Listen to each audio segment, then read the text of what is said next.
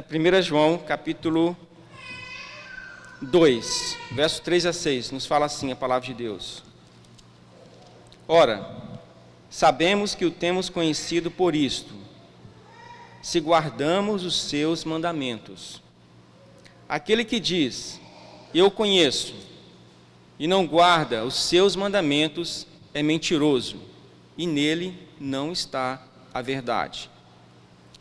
Aquele, entretanto, que guarda a sua palavra, nele verdadeiramente tem sido aperfeiçoado o amor de Deus. Nisto sabemos que estamos nele. Aquele que diz que permanece nele, esse deve também andar assim como ele andou. Vamos orar, meus irmãos. Muito obrigado a Deus pela tua palavra que foi lida nesta hora. Obrigado a Deus porque o Senhor já tem me falado. Eu rogo que o Senhor ainda continue, Deus, a me falar no meio dessa leitura. Que o Senhor, Deus, fale a esta igreja, conforme, Deus, aquilo que desejas do Senhor. Nós possamos, ó Deus, estar atentos à tua palavra nesta hora. Em nome do Senhor Jesus, nós te agradecemos e rogamos. Amém. Obrigado, Gabriel. Obrigado. No capítulo 1, meus irmãos, de João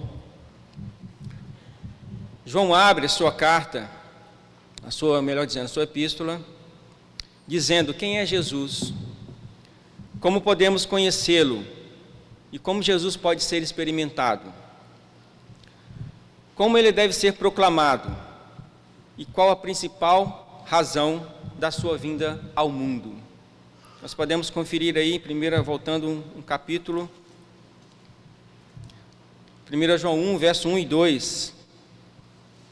João fala assim, o que era desde o princípio, o que temos ouvido, o que temos visto com os nossos próprios olhos, o que contemplamos e as nossas mãos apalparam com respeito ao verbo da vida, e a vida se manifestou, e nós a temos visto, e dela damos testemunho, e vou-lo anunciamos, a vida eterna, a qual estava com o Pai, e nos foi manifestado.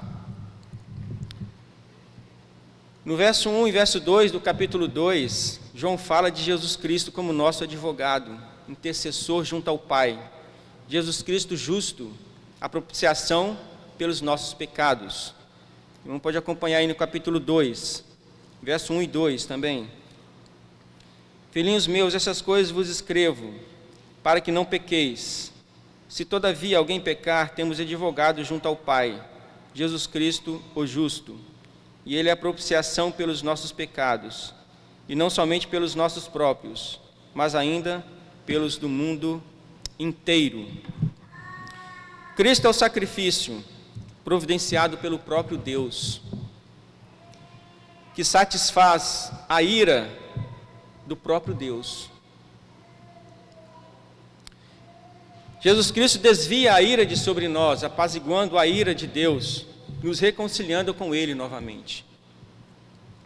A questão agora é, que João tem nos trago essa noite, será que de fato nós conhecemos esse Jesus, o qual João dá testemunho em sua carta, ou sua epístola, melhor dizendo, pode ser carta também, né? Bom, conforme os versos que nós lemos, se nós conhecemos esse Cristo, nós guardamos os seus mandamentos. Agora, questão de lógica. Eu aprendi lógica na escola, eu creio que os irmãos também aprenderam. Se você diz que conhece, então obrigatoriamente você deve guardar os mandamentos dele. Mas, se nós dizemos que o conhecemos, mas não obedecemos os seus preceitos, João nos chama de mentirosos. E você pode ver isso aí nos versos 3 e 4 do capítulo 2, que nós lemos. Verso 3 e 4. Ora, sabemos que o temos conhecido por isso, se guardamos os seus mandamentos. Aquele que diz, eu conheço, e não guarda os seus mandamentos, é mentiroso, e nele não está a verdade. Ou seja, como eu disse, é uma questão de lógica. Aqui no capítulo 2, João começa a dar ênfase à obediência aos mandamentos.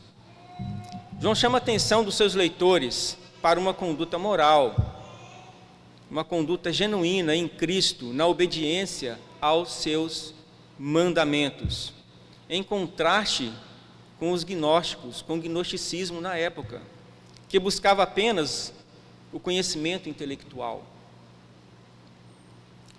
A palavra aqui, guardamos, ela pode significar manter, conservar.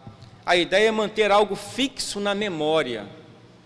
E o que João tem a nos dizer é que nós devemos guardar fixo na memória a palavra de Deus.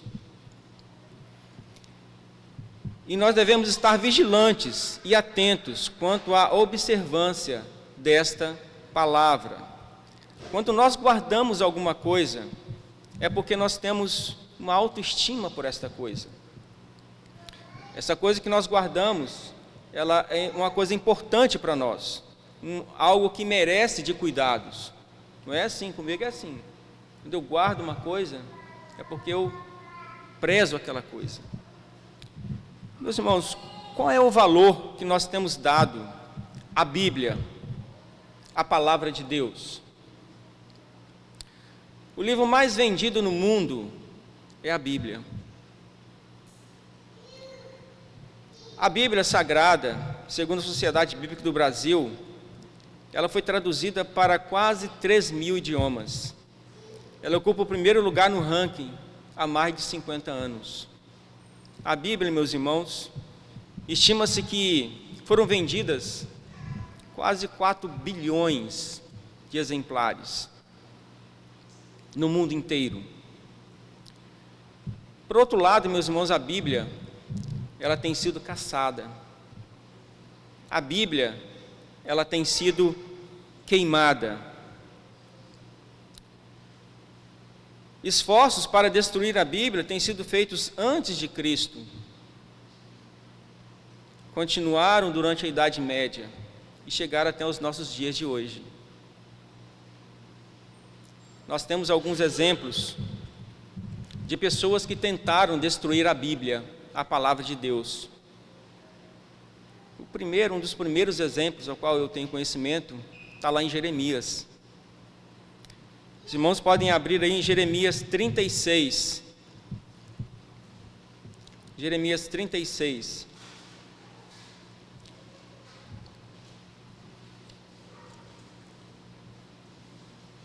Se vocês repararem lá no versículo 23, Jeremias 36, verso 23. Tendo Jeude lido 3 ou 4 folhas do livro, cortou-o o rei com um canivete de escrivão e o lançou no fogo que havia no braseiro, e assim todo o rolo se consumiu no fogo que estava no braseiro. Mas se os irmãos repararem, lá no verso 28,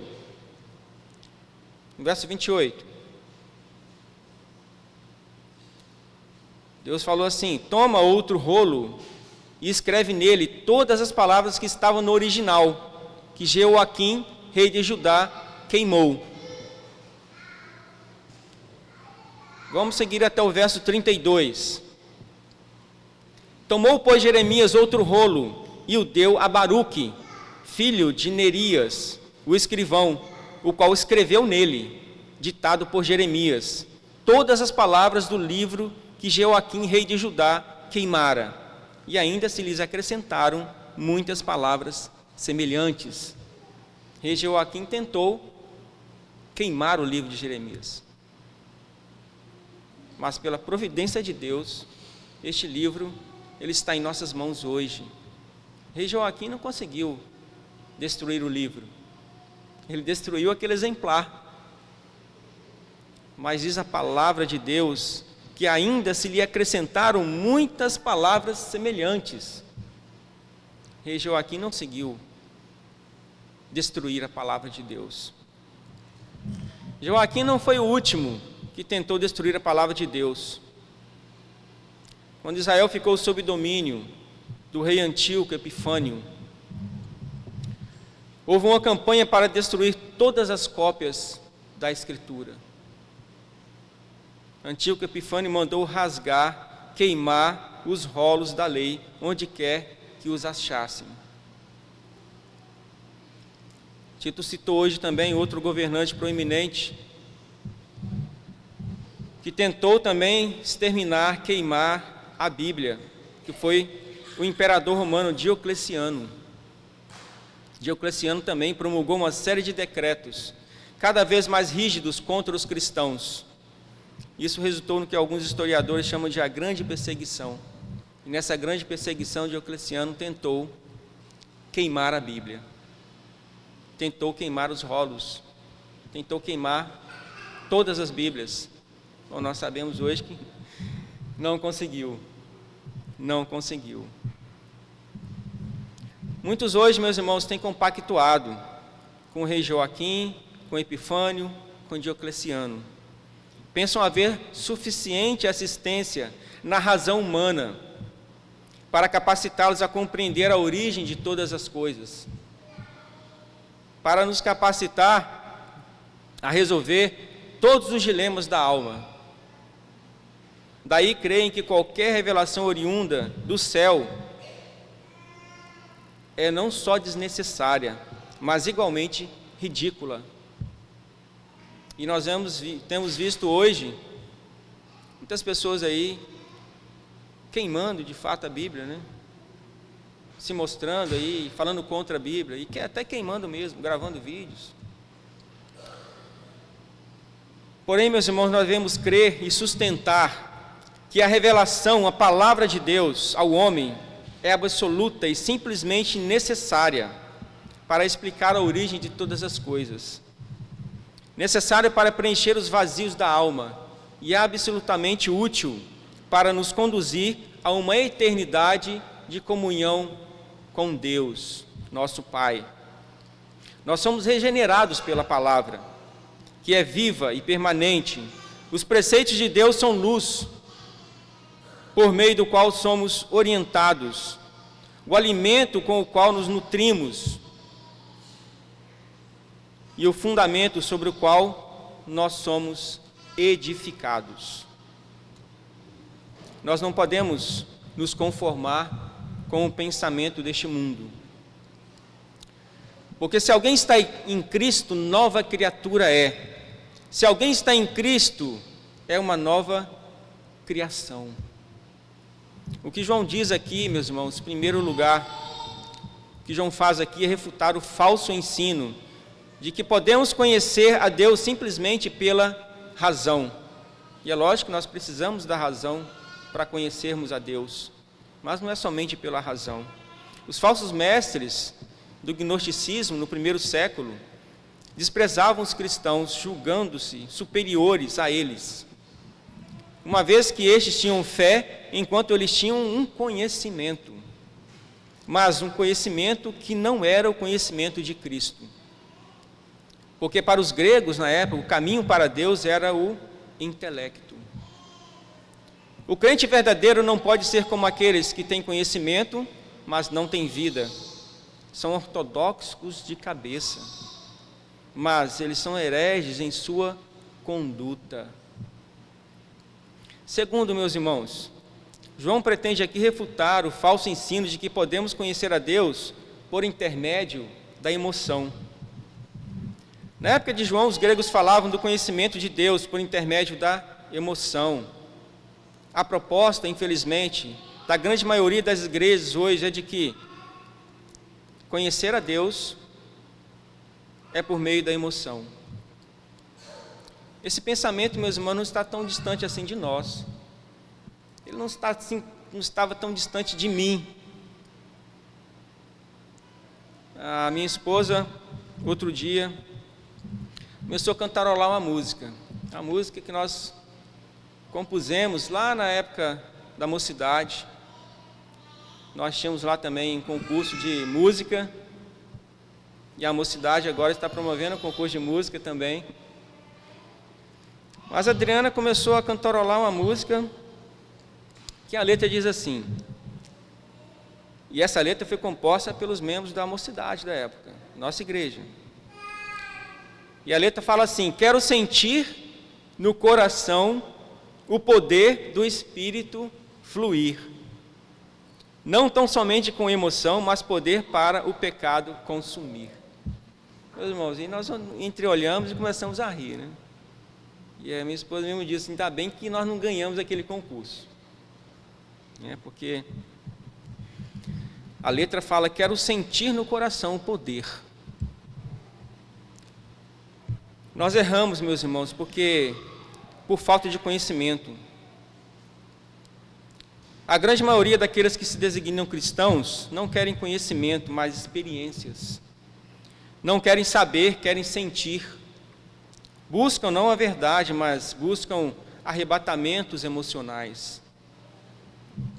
O que João nos ensina é que o conhecimento de Deus não é produto da especulação humana, nem de esotéricas experiências emocionais, com o qual os gnósticos diziam no primeiro século, e dizem até hoje também.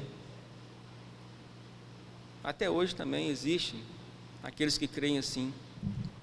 Mas João também nos ensina que não basta ter apenas informação de Cristo, mas é necessário conhecê-lo intimamente. E para isso devemos guardar os seus mandamentos. E não somente isso, mas nós devemos obedecer os mandamentos, os preceitos de Deus. Na versão, meus irmãos, nova versão internacional, a NVI, ela traduz de forma diferente esse texto. Ela nos diz assim, verso 3, e sabemos que o conhecemos, se obedecemos a seus mandamentos. Se alguém diz, eu conheço, mas não obedece a seus mandamentos, é mentiroso, e a verdade não está em nós. Porque quando nós falamos em guardar, essa versão aqui fala em obedecer. E a versão está correta nisso. Quando falamos sobre obediência à palavra de Deus, não podemos deixar de falar sobre dois problemas que fez parte da igreja no primeiro século e que ainda hoje conflita dentro do protestantismo, a saber, é o legalismo e o antinomianismo. O legalismo, meus irmãos, e o antinomianismo são duas atitudes opostas que têm o potencial de perverter o cristianismo ao ponto de corrompê-lo totalmente. O legalismo é o ato de colocar a lei acima do evangelho e estabelecer exigências para a salvação que vão além do arrependimento e da fé em Jesus Cristo. O legalismo comete um delito grave contra a glória da graça e ela tem por objetivo exaltar o eu, não ao nosso Senhor Jesus Cristo. O legalista isola a lei do Deus que deu a própria lei. É uma forma mecânica, automática de guardar a lei, que podemos chamar de externalismo. O legalismo se focaliza apenas em obedecer normas, destruindo totalmente o contexto mais amplo de amor e redenção de Deus, no qual Ele deu a sua lei. Não há amor, não há alegria ou vida. Ao final, o legalismo, ele cria um sistema que obriga Deus a abençoar aqueles que provaram a si mesmo dignos. É evidente, meus irmãos, que o legalismo ele é um dos problemas mais sérios que encontramos na página do Novo Testamento. Isso nós vemos um exemplo lá em Mateus 15, o verso de 1 a 9. Nosso pastor Milton já falou aqui, já citou esse texto. Jesus, ele acusa os fariseus de legalismo. Os fariseus haviam acusado os discípulos de quebra da lei por comerem sem lavar as mãos. Então Jesus rebate os fariseus, dizendo que eles transgrediam os mandamentos de Deus por causa da sua própria tradição, pois em vez de honrarem pai e mãe, eles encontraram um subterfúgio aparentemente piedoso para não cuidarem de seus pais nos momentos de necessidade. Eles diziam que contribuiriam para o templo e aí não precisavam ajudar pai e mãe. Então Jesus o acusam. Infelizmente, no entanto, o ser humano ele é tendente ao exagero. E assim, no afã de evitar o mal do legalismo, muitas vezes os cristãos caem e têm caído no erro oposto, que é igualmente e ainda mais nocivo, ou seja, o antinomianismo. O que diz o antinomianismo? Existe uma definição desse pecado que diz assim: é uma forma de anarquia espiritual que rejeita a lei como não tendo lugar na vida cristã, seja como instrutora, seja como auxiliadora, ou seja, rejeitam completamente a lei de Deus. O ensino de Paulo de que os cristãos estão livres da lei é algumas vezes mal compreendido com esse pecado, mas Paulo tem profundo respeito pela lei de Deus e ensina que os cristãos que estão livres da lei como sistema de salvação devem guardar a lei motivados por gratidão pela salvação recebida gratuitamente. Esse pecado, meus irmãos, o antinomianismo, transforma a graça de Deus em licenciosidade. Ele endurece a nossa consciência e nos torna piores do que os descrentes. O crente verdadeiro, meu irmão, deve lembrar como Deus realizou em Cristo a justificação do pecador, para que este, crendo, possa viver uma vida de obediência ao Senhor.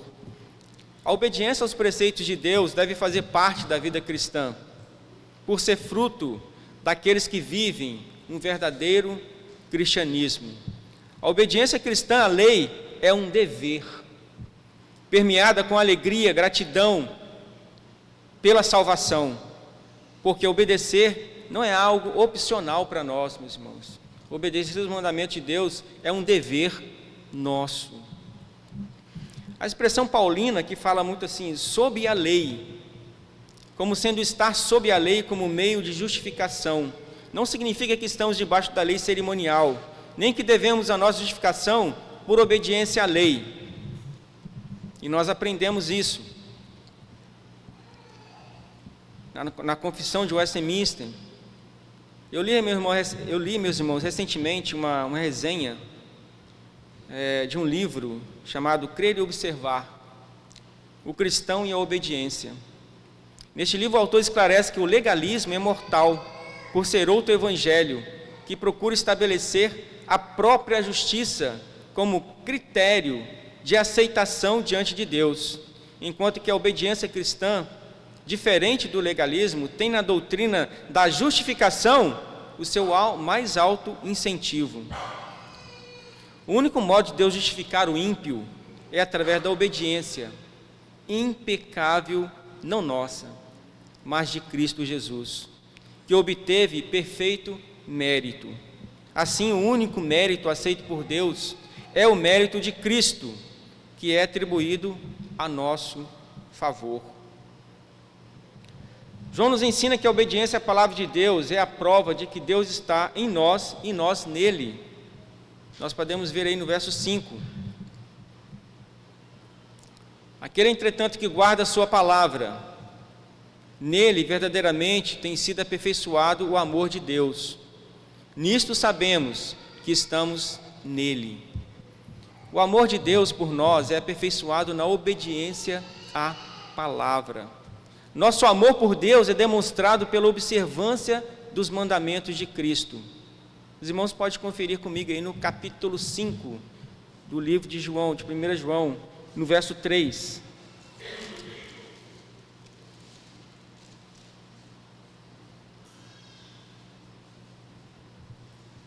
fala assim: porque este é o amor de Deus, que guardemos os seus mandamentos. Ora, os seus mandamentos não são penosos. Porque este é o amor de Deus, que guardemos os seus mandamentos, e os seus mandamentos não são penosos. Como podemos saber, meus irmãos, se estamos em Deus? João responde com uma sucessão de declarações. Ora, quando estamos nele, quando permanecemos nele e quando andamos assim como ele andou. Aqui aprendemos também que a imitação de Cristo é a prova de que permanecemos, de que pertencemos a ele. O verso 6 nos fala assim: aquele que diz que permanece nele, agora pode voltar lá para o capítulo 2, aquele que diz que permanece nele, esse deve também andar assim como ele andou. Cristo não é apenas nosso irmão, Cristo não é apenas nosso mestre, Cristo é o nosso exemplo, e o nosso maior exemplo. O crente verdadeiro, ele deve viver como Cristo viveu, deve imitá-lo, deve produzir perfeitamente o caráter de Cristo. Mas alguns podem argumentar que para Cristo era fácil a obediência, mas não, meus irmãos, não era fácil. Isso pode passar pela nossa mente, mas nós aprendemos na Confissão de Westminster, lá no capítulo 8, Cristo o mediador, na seção 2, eu gostaria de ler para os irmãos. O Filho de Deus, a segunda pessoa da Trindade, sendo verdadeiro e eterno Deus, da mesma substância do Pai e igual a Ele, quando chegou o cumprimento do tempo, tomou sobre si a natureza humana com todas as suas propriedades essenciais e enfermidades comuns, contudo, sem pecado.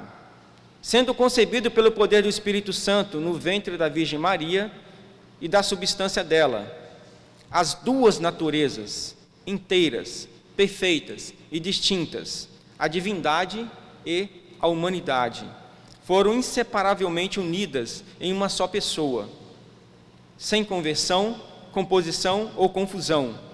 Essa pessoa é verdadeiro Deus e verdadeiro homem, porém, um só Cristo, o único mediador entre Deus e o homem. Cristo tomou sobre si a natureza humana, com todas as suas propriedades. Pelo poder do Espírito Santo, meus irmãos, Cristo obedeceu os preceitos de Deus. Cristo também é homem, 100% homem. Jesus foi em todas as coisas semelhantes a nós, até o ponto de ser tentado em todas as coisas, como nós somos, mas Cristo não pecou. A evidência da verdadeira humanidade de Cristo é tão conclusiva quanto a da sua plena divindade. Cristo, meus irmãos, nascido de mulher. Jesus foi chamado filho de Maria, descendeu de Davi segundo a carne, experimentou reações físicas como fome, sede, fadiga. Jesus chorou, Jesus lamentou, Jesus suspirou. Não podemos pretender permanecer nele, a menos que nos comportemos como ele se comportou. Como foi dito aqui, o conhecimento de Deus não deve ser apenas intelectual ou emocional, mas sempre deve desembocar na obediência moral, ou seja, o conhecimento de Deus deve reger a nossa vida, deve reger nossos costumes. Precisamos, meus irmãos, andar como ele andou. E como Cristo andou?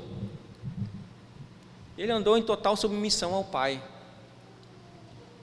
Ele se esvaziou. Ele andou regido pela humildade.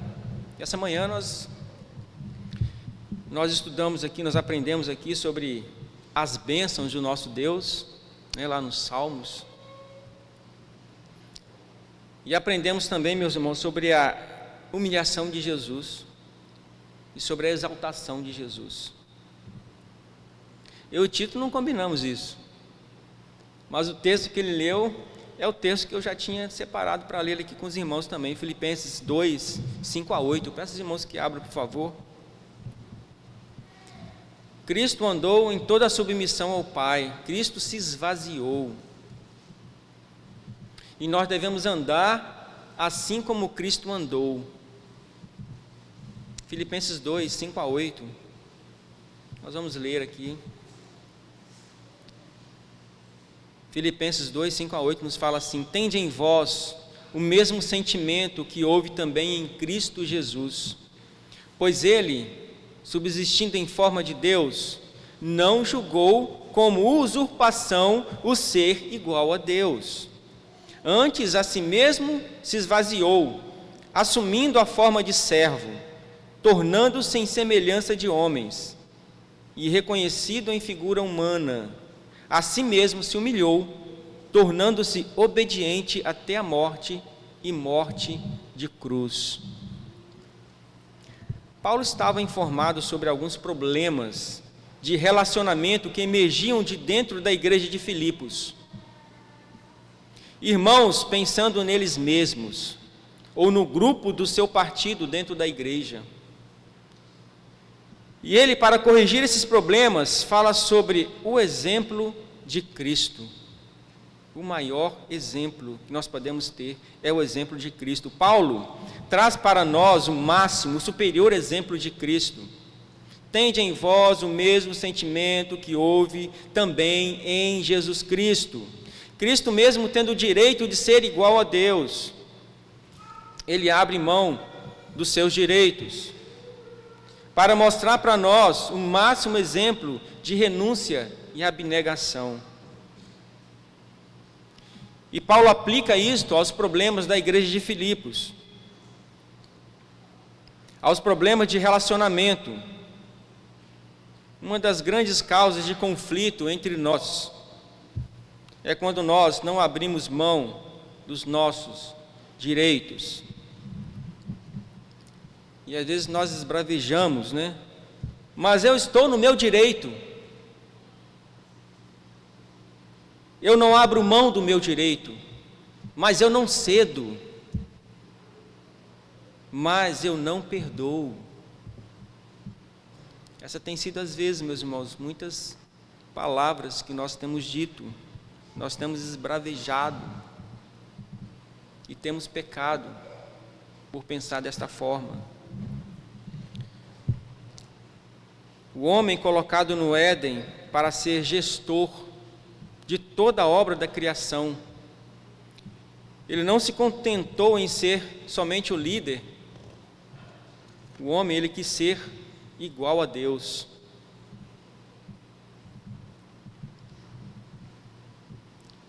Cristo é o nosso maior exemplo.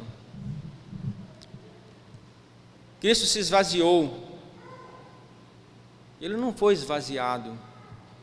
Ninguém tem esse poder, ninguém tinha esse poder. Ele mesmo, a si mesmo, se esvaziou. Cristo nunca deixou de ser Deus.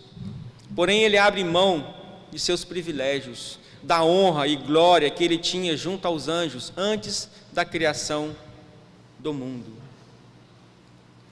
João nos ensina que somos crentes de fato. Se somos crentes de fato, se somos crentes verdadeiros, devemos andar como Cristo andou. E aplicando o que Paulo nos ensina aqui, meus irmãos, eu te faço uma outra pergunta, um outro questionamento. Nas tentações nas tensões, e conflitos interrelacionais com as pessoas, quando foi que você renunciou? Quando foi que abriu mão de alguma coisa? Quando foi que não reivindicou os seus direitos? Cristo é o nosso maior exemplo. Fala assim o verso 7: antes a si mesmo se esvaziou, assumindo forma de servo. Cristo disse: eu não vim para ser servido, eu vim para servir. Os irmãos podem voltar em Filipenses aí capítulo 1, verso 27. Só o início do versículo. Verso 27, a parte A, primeira parte. Diz assim: vivei, acima de tudo, por modo digno do Evangelho de Cristo. Paulo está falando sobre demonstrar aquilo que nós valorizamos muito. Nós só vivemos de acordo com aquilo que nós amamos. E será que nós amamos a palavra de Deus? Nós devemos ver a Cristo como o maior exemplo.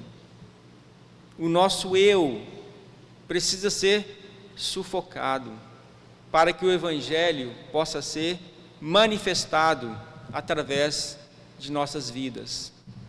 O conhecimento de Cristo é o primeiro e maior de todos os nossos deveres.